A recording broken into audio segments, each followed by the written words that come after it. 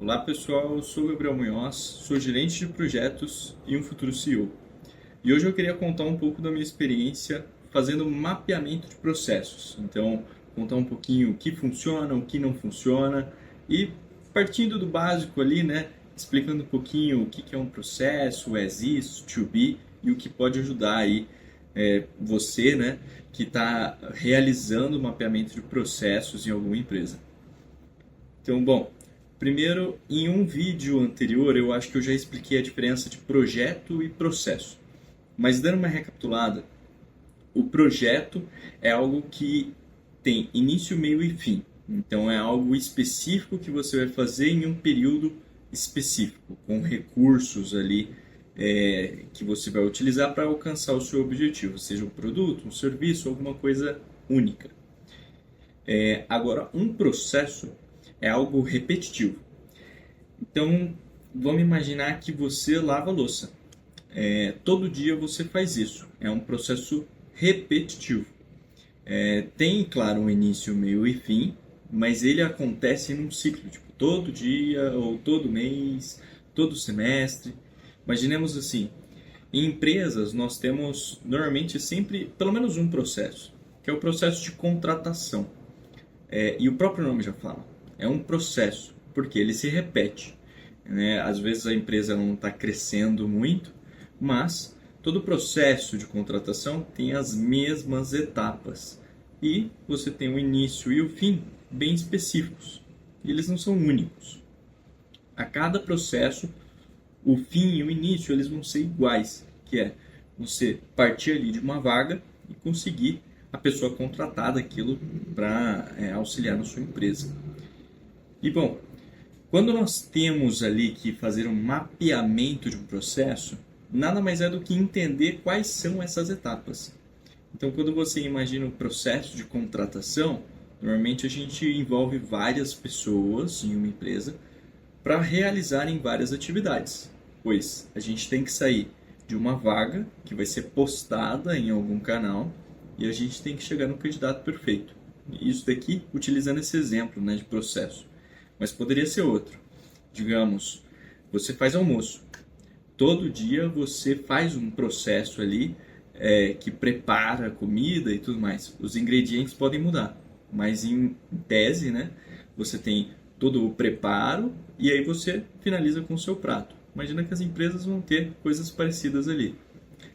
Então, quando a gente vai mapear todas essas atividades, uma das coisas que auxilia muito é, primeiro você mapeia como acontece hoje, que é o as is, igual a gente fala em inglês.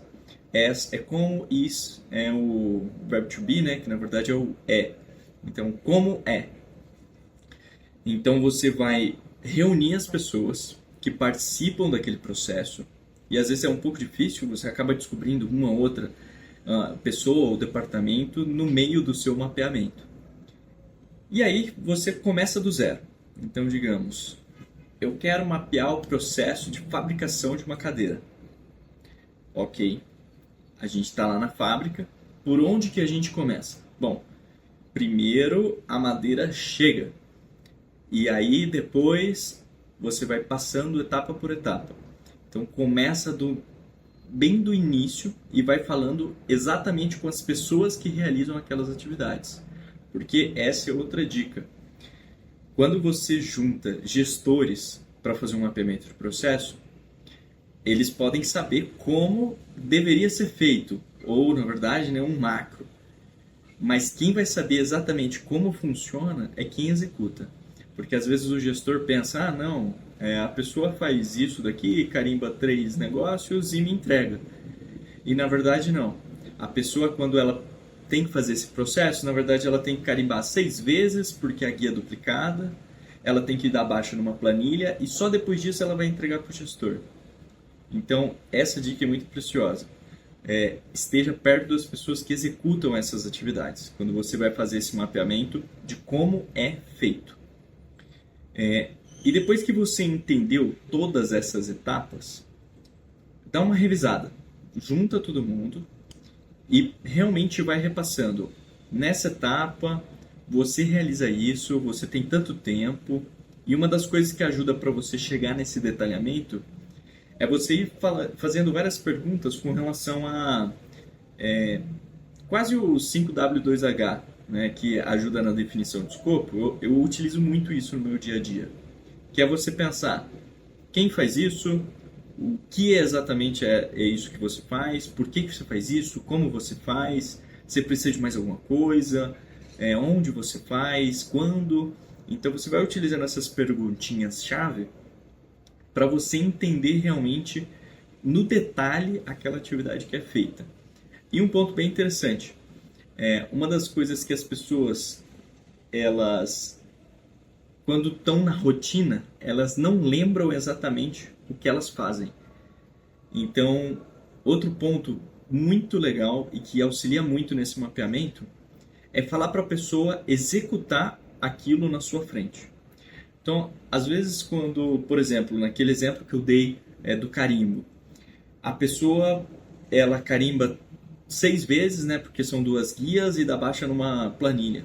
Às vezes, na hora que ela for falar para você, ela fala exatamente isso. Só que, na verdade, ela bate o carimbo e ela tem que assinar em outro lugar. Então, é um detalhe que ela acaba não falando porque está muito na rotina dela. Então, se você pedir para ela mostrar exatamente o que ela faz, você acaba pegando essas nuances. É uma dica bem legal essa. Ainda mais, eu como gestor de projetos de TI, quando eu vou mapear processos, normalmente são processos feitos no computador. Então, é muito comum a pessoa esquecer de falar de um botão que ela clica, ou esquecer de falar que ela preenche alguma coisinha em algum campo.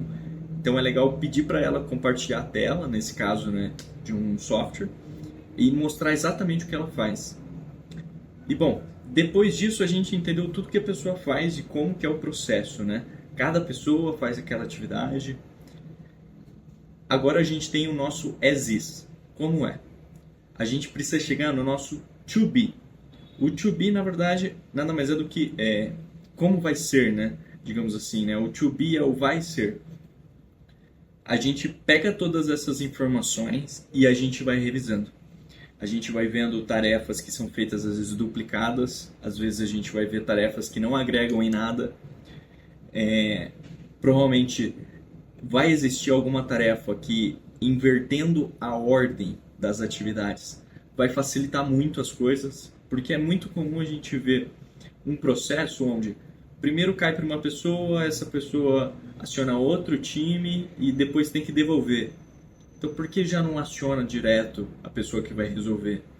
Então, analisando todas as atividades, você vai vendo esses gaps e esses pontos de melhoria do mapeamento de processo, né? Ali, que você vai entender a atividade e entender exatamente em qual momento ela deveria ocorrer, com quem, e dessa forma você vai conseguindo atingir realmente os benefícios de mapear o seu processo. Porque quando você entende o que acontece, você consegue estabelecer melhorias nisso. E é para isso que existe o mapeamento de processos. E dando um exemplo, quando nós estamos estabelecendo o to be, no caso na empresa onde eu trabalho, nós vamos muito no quais atividades que nós vamos conseguir automatizar aqui. Isso daqui podia virar um e-mail, isso daqui virar uma planilha. Então nós vamos realmente pegando essas atividades, pensando em automatismos para a gente gastar menos tempo nessas tarefas que elas são muito operacionais.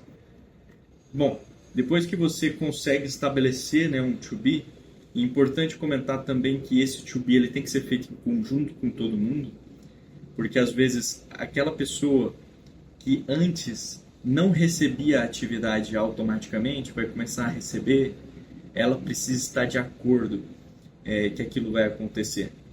E aí formaliza bem esse processo, reúne com todo mundo, mostra como vai ser feito, e aí sim, documenta bem esse processo ali para ele realmente ser utilizado, né? Depois faz uma gestão de mudança, que a gente comenta, que é quando você vai sair do as is e colocar em prática o to be. Então faça treinamentos e através disso engaje o pessoal. Porque o mapeamento de processos em si, ele não ajuda em nada. A única coisa que ele faz é você traçar um plano e uma documentaçãozinha de como as coisas deveriam ser feitas. O que ajuda mesmo é você fazer uma boa gestão de mudança e colocar isso daí em prática. Porque depois de tudo isso tudo aí, né, muda essa atividade, coloca aqui, automatiza isso daqui, só vai adiantar se as pessoas começarem a fazer do modo como você pensou. E bom, mapeamento de processos, eu trouxe um pouquinho da minha experiência. É sempre legal fazer essas trocas, né? Principalmente trazendo um pouquinho da experiência que eu tive ali, mapeando processos ainda de TI com software, né? Então existem pontozinhos ali que ajudam muito no dia a dia. Se você lembrar de algum, coloca nos comentários e muito obrigado pela atenção, pessoal.